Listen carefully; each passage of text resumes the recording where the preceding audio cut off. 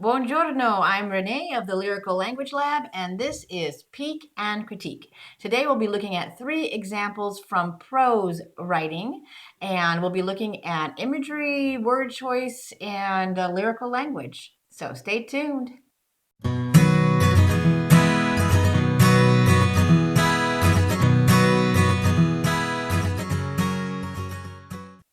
Okay, welcome back. We have 3 prose samples to look at today. Remember, if you'd like to submit your writing, just click the link in the description below and you'll find a form there where you can do just that. And also remember, if you like this content and find it useful, please hit the subscribe button and stay tuned till the very end of the video because I have your weekly writing prompt. All right, let's get to it.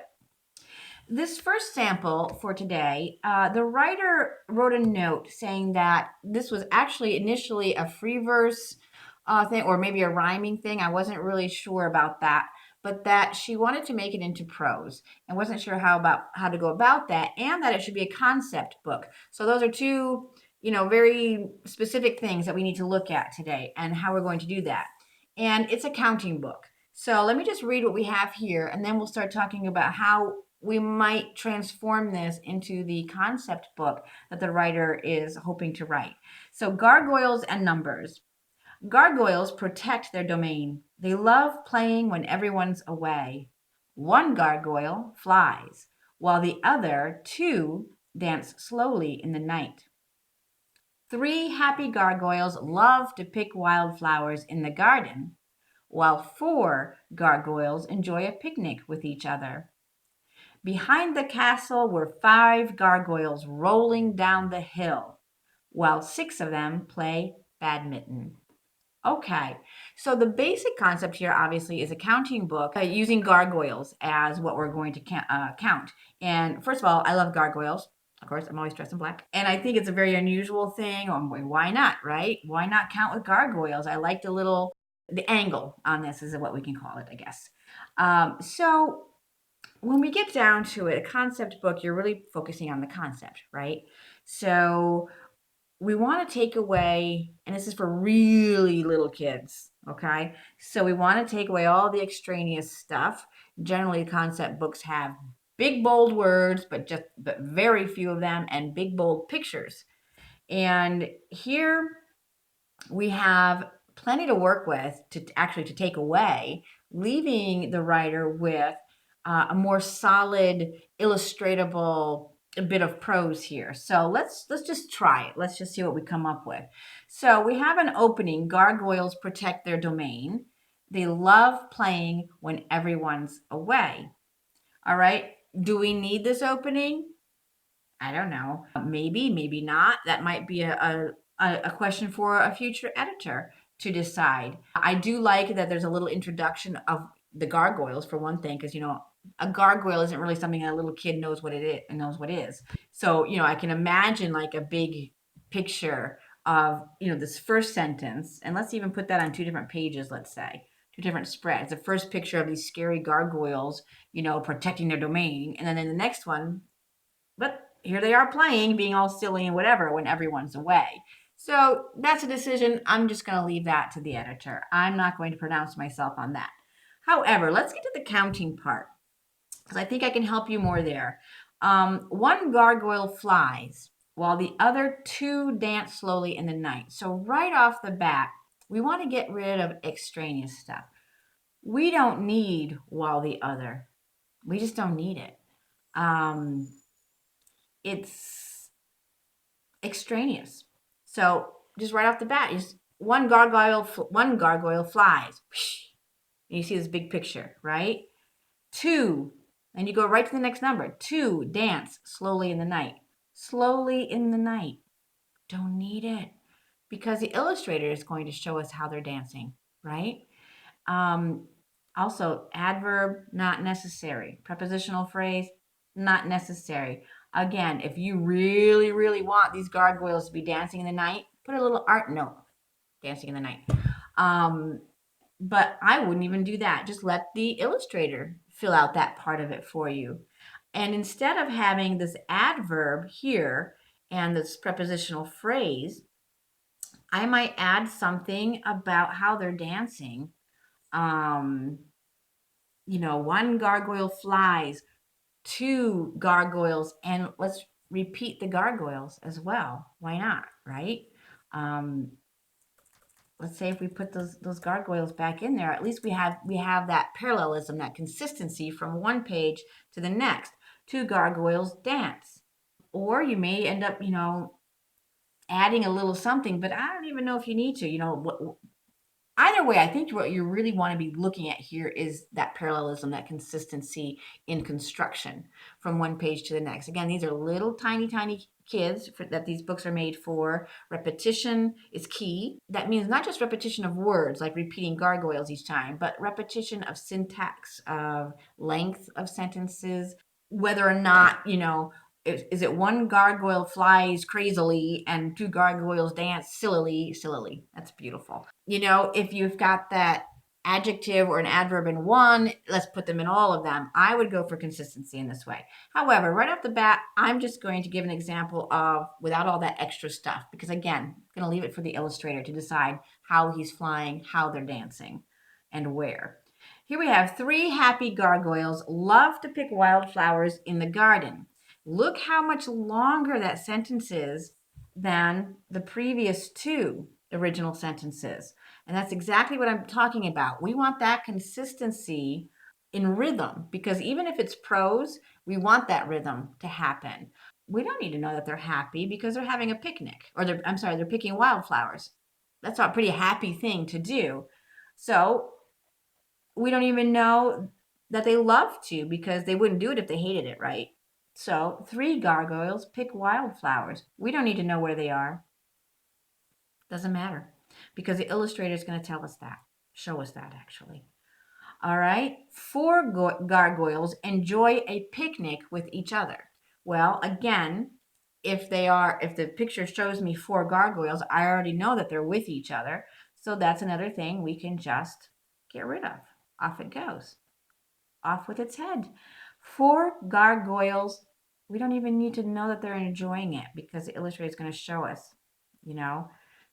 Um, I like the part with the castle, because now we've got a little bit of a change, and that can be fine. Kind of when we write meter, sometimes we want to vary it a little bit, and that's fine too. Behind the castle were five gargoyles. That, however, we've gone from everything in the present tense. One gargoyle flies, two gargoyles dance, three gargoyles pick wildflowers, to were rolling down the hill. There were gargoyles rolling down the hill. So maybe we get that castle idea in there, you know, just starting again. And why does it have to be behind the castle? We don't need that. Oops, I didn't want to do that. I'm going to cross it off instead so we can see what we've done. So we start again with 5. Again, consistency. Every page starts with that number. Again, this is just a sample. I'm not rewriting this writer's, and I don't want to rewrite anybody's writing. I'm just giving you an example of the kind of consistency I'm talking about, okay? The writer may find a whole different type of consistency. Maybe she starts all the pages with where they are. That is up to the writer, obviously. So this is just an exercise that we're doing to figure out how we can pare down our writing and make it really specific, especially for a concept book, and just get rid of all that extraneous stuff that the illustrator is going to do for us anyway. 5 gargoyles roll. So we want to just make this present tense like everything else, okay? And again, that this sentence is longer than the others, I've got no problem with that, because now we've got this cool image. So what if it were roll down the castle hill, right? It's very specific. It's longer. It breaks up a little bit. It breaks up that the consistency that we've been working for. And we don't want of them. Again, we're going to repeat. Repetition, again, is key. So we're going to just take out of them and just repeat our gargoyles. All right. Also, and I'm just going to just fix that. Unless they're actually batting mittens around, in which case that's actually kind of funny and cool. So if I corrected that by mistake, I apologize. But 6 gargoyles play badminton. So that's the idea. So if we read it now, gargoyles protect their domain. They love playing when everyone's away. One gargoyle flies. Two gargoyles dance. Three gargoyles pick wildflowers. Four gargoyles picnic. Five gargoyles roll down the castle hill. Six gargoyles play badminton. At this point, we've cleared away the clutter, right, that we don't need. And now we've got a very specific rhythm going on that we can work with. So now if the writer wants to expand or, change it around, whatever, she's got something to work with. I did want to share this concept book, accounting book that I picked up at the Bologna Book Fair. It's a Pride and Prejudice, Little Miss Austen book, of course. And it doesn't rhyme. And as I was saying, it does have that really bold thing. One English village, right? Two rich gentlemen. Three houses. I mean, simpler than this, you really can't get. Four marriage proposals, although I found this difficult to explain to my 3-year-old. Five sisters. Six horses. And that's it. This is a super simple one. I have another one that is a rhyming one. That famous one about the zoo. It's a lift a flap, and that rhymes. But again, there's really a lot that you can play with in the concept book genre. So again, this was just an example to show about paring down and you're really getting to the essence of what it is we want to say and want to show. All right, great. I thank this writer very much for this excellent example, and let's move on to the next. Okay, second example sent in by Layla. Let's read it. What stories hide in these woods? We carefully choose our swords, pull off the leaves, and march in ready to find out. Crunch, snap. Eyes peeled, ears to the ground. We look around. What will we find? A fire-breathing dragon, a three-headed dragon, a hungry wolf, a giant wolf, creaky ships on the shore with hundreds of pirates. In these woods lined with trees, standing so close and so tall, anything can happen.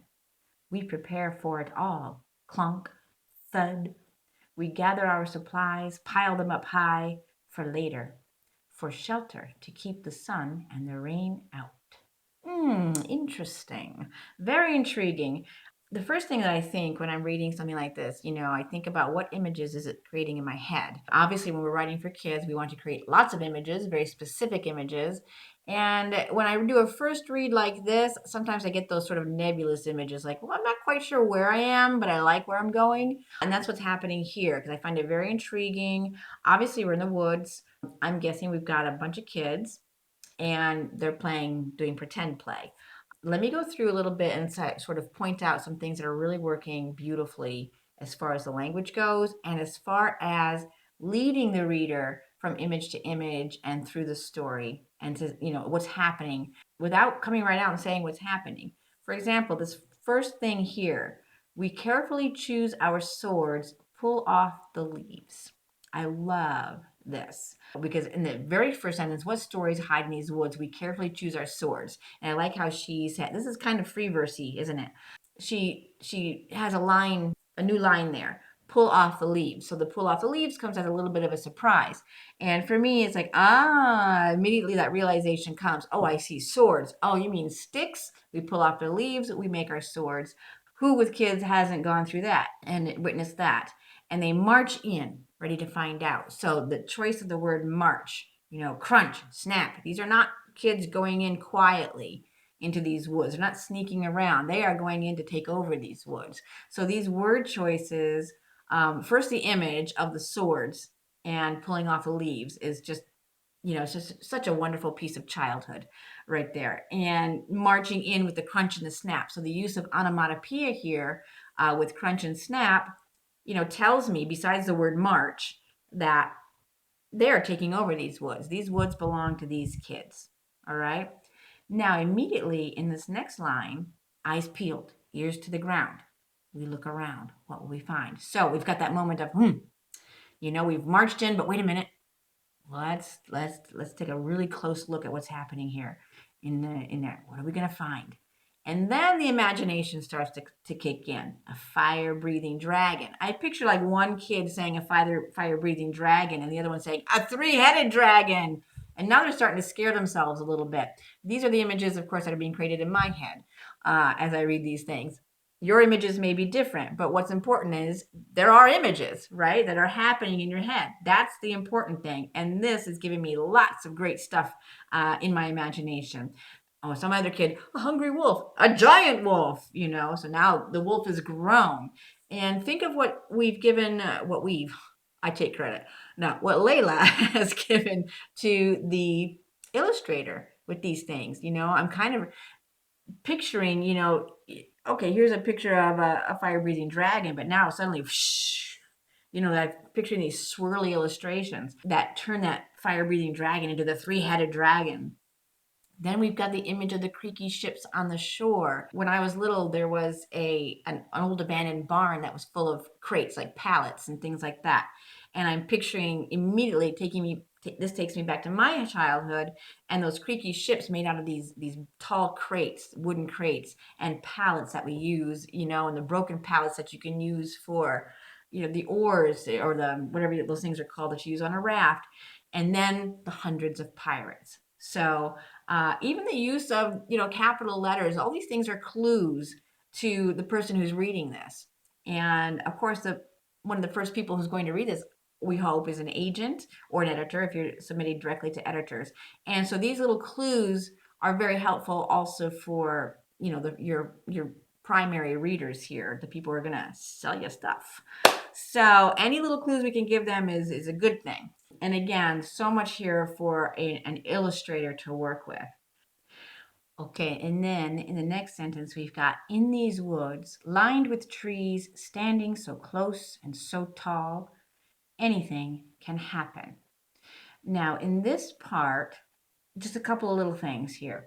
So we know we're in the woods, and I don't picture woods as being lined with trees. I mean, they're full of trees, but lined gives me the sense that there's like a big place in the middle where there are no trees, and that the trees are in a line on the outside of some sort of field.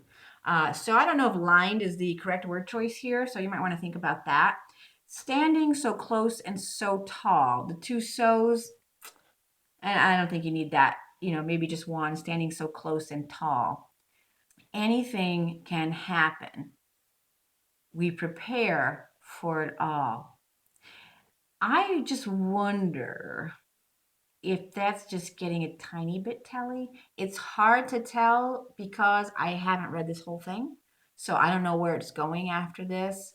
But I'm trying to picture this, not just the imagery, which is wonderful, but I'm an adult, right? I'm trying to picture this as a child reading this to the kids. No, actually, yeah, I can picture it. Sometimes I have to picture myself with like my kids around me. Are they gonna like that? Yeah, I can picture it. Anything can happen. Because of course I'm gonna do that in a whisper, right? We prepare for it all. Clonk, thud. So again, we're making the noise. We gather our supplies, pile them high. We don't need that up, right? Get rid of those. Gather our supplies, pile them high for later, for shelter, to keep the sun and the rain out. Okay. Really nice. Tiny little doodahs, Layla. Really, this is really beautifully written. And there's a lot of good stuff going on here besides the imagery. When you're writing in prose, lyrical prose, don't be afraid to use the occasional rhyme, to really look for rhythms. Of course, they're not going to be metered because then it's just, no. You don't need to be metered. You don't need to think about that sort of thing.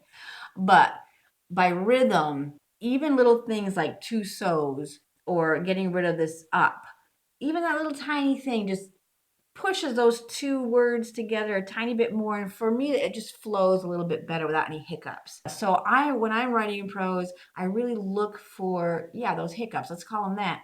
And how I can smooth those out. So it's just like, I'm sliding across those words. And this is sort of a quieter book. It's not really a quiet book, but it's quieter. It's very thoughtful book. It's about imagination.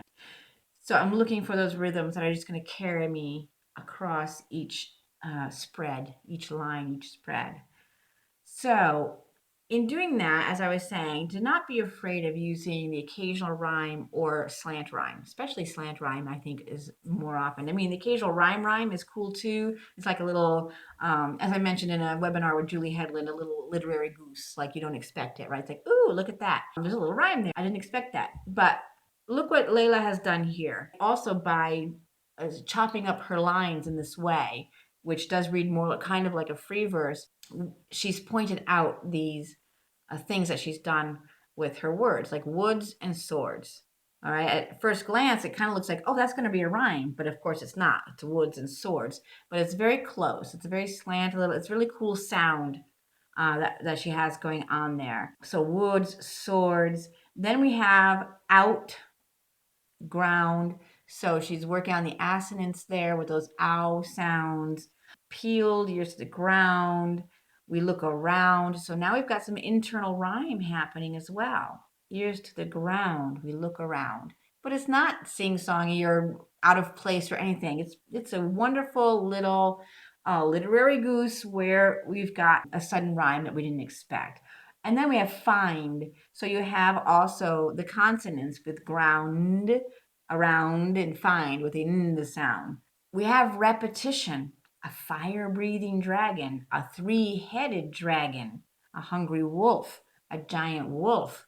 So repetition, again, as I mentioned in the concept book discussion, repetition is also really important and such a great device to use.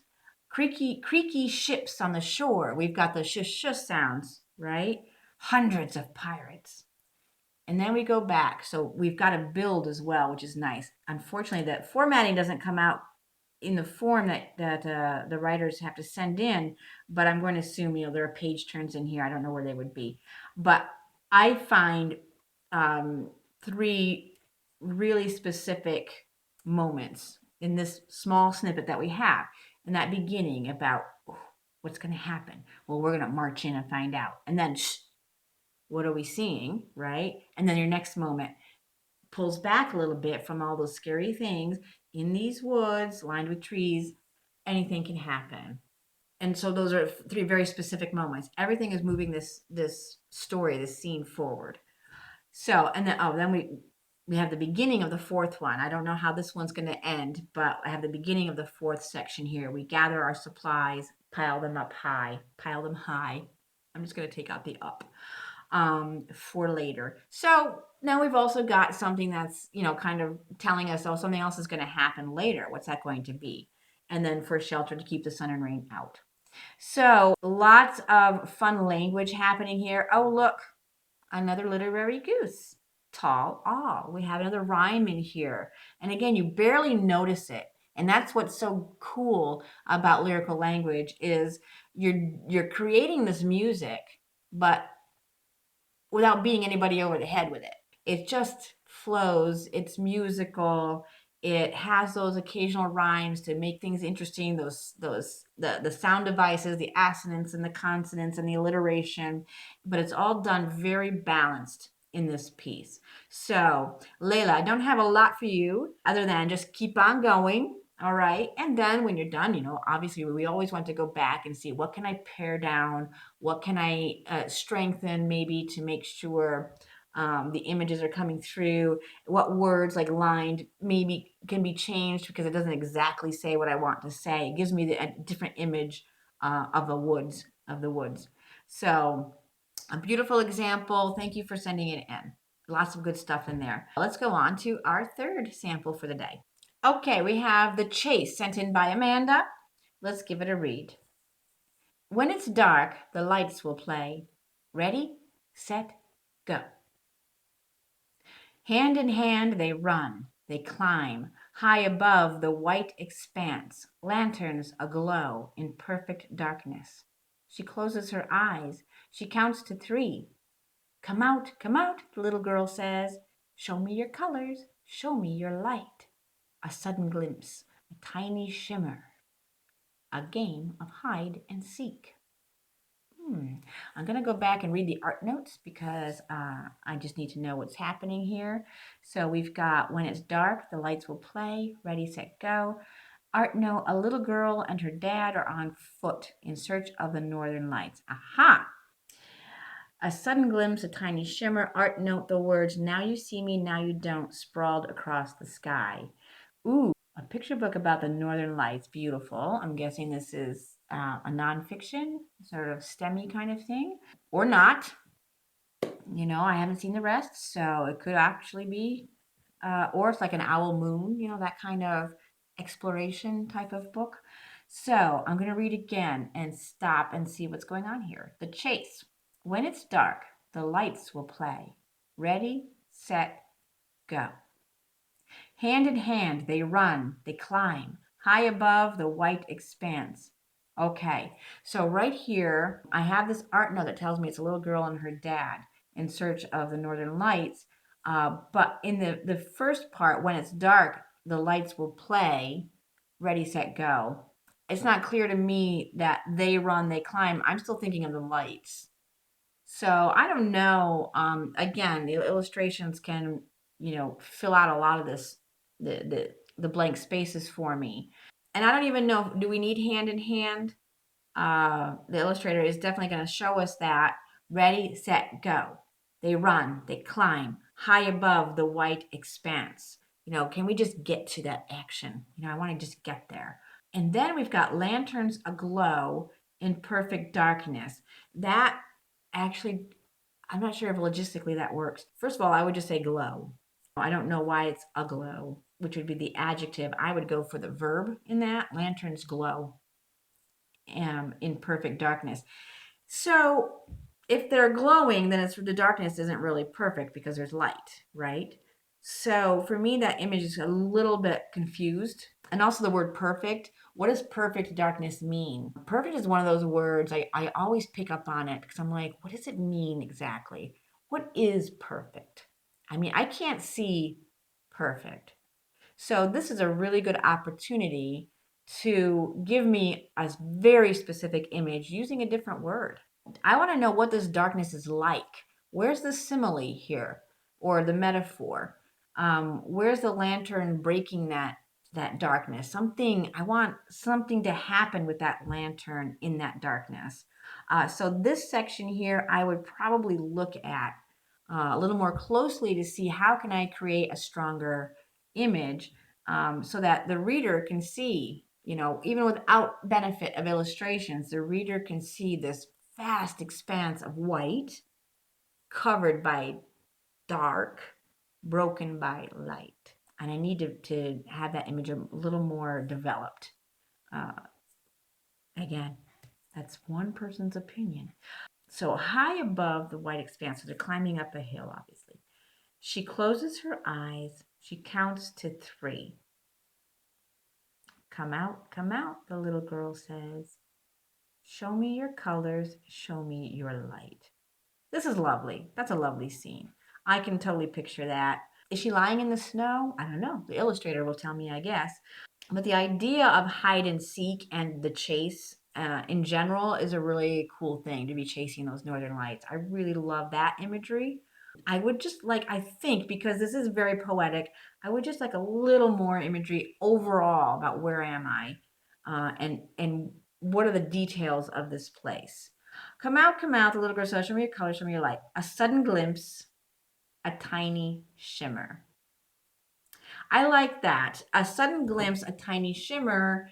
I love especially the tiny shimmer because it gives me the idea that these lights are kind of playing a little bit, kind of playing coy with the little girl. You know, it's like, you know, it's a little where, you know, where it catches your attention. You know, when you're trying to look for lightning in the sky and you're never quite sure where to look, you just kind of focus on a space and hope that it hits there. You know, that's what I'm picturing here. It's like, okay, if I stare over there, the lights will start there, but then I see a shimmer over here. Oh, I'm just not in time to catch it. That's what's kind of coming out for me in this. However, I am wondering, the sudden glimpse and the tiny shimmer, is that the one and the same thing? Is her sudden glimpse the tiny shimmer? And if so, do we need a sudden glimpse? Is what I'm asking. Do we need both of those things? I love the tiny shimmer, but I don't know if this tiny shimmer is the sudden glimpse. So a sudden glimpse of a tiny shimmer. If it's a tiny shimmer, I can pretty much guess that she saw it. The words "now you see me, now you don't" sprawled across the sky. Ah, interesting. A game of hide and seek. In that case, if we know we have a tiny shimmer, and then all of a sudden, so we have a tiny shimmer, and then all of a sudden, like "Surrender Dorothy" written across the sky. I don't think we need the sudden glimpse. Let it go and just get right into that, a game of hide and seek. I'm guessing, again, haven't read it, that from here the chase begins, that really begins. At least that's what I'm picturing in my head. So Amanda has done a really nice job of leading me through the beginning of this story to take me to where the chase is going to begin. And I'm in it. I'm with her. Something I've always wanted to do. I'm really interested in this. I think it's I love the idea of the father and daughter doing this together. Again, so really for me, it's just those little tiny places that I pointed out. But overall, I think the language is right. I think it's simple, it flows, it's poetic, and yeah, just work on a little bit more of those images. And I think it'll really take it to another place. So well done. All right. And that sums up our prose analysis for the day. As always, it's important to remember with these off the cuff critiques that I may not capture everything and I may have very different ideas than the authors have. That is to be expected in an impromptu critique like this. If you, however, have different ideas or feelings about what we've discussed here today, feel free to leave a comment and I will respond or answer any questions that you might have. And now for this week's writing prompt. Recently, I bought some tea, actually an infusion, which is pear and cinnamon. And I put it in the cup, and my entire childhood was contained in that cup. The smell was just overpowering. It was so delicious and took me back to my mom's kitchen when she made homemade applesauce after going apple picking.